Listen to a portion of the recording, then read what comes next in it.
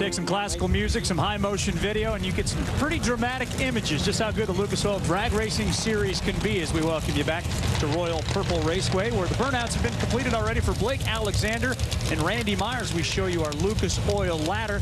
Jim Whiteley, who was low for round number 1, will pick his lane on pretty much a free pass into the finals. And on the other side, Randy Meyer, who's on track, picks his lane, as will Mark Talaferro. This is going to be an interesting pair here because Randy Meyer loves this racetrack. The native Texan.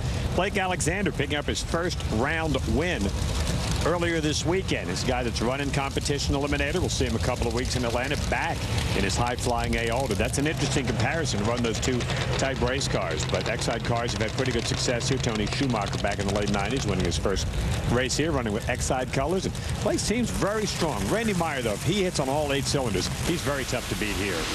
Oh, but he's a day late. Does he have time? No, he does not. How about Blake Alexander with a 5:45? It's a whole shot win, as he had almost a 1/10 of a second over Meyer off the starting line. That is a very nice round win right there for Blake Alexander. You start running those things down in the low 540s like this on the track, and today the conditions are not quite what they were earlier in the week. Let's go down to Jamie. Well, we've all heard the adage, if it's not broke, don't fix it. And Steve Burck, that run looked pretty good. So are you going to make any changes? Very little. We'll tighten up the clutch a little bit and try to get it to run a little quicker, which it should do. We saw a little improvement that time, so we're going to be back with a little bit more. I think we got enough to do some good today. Here we are in semis. Advancing on. Good luck.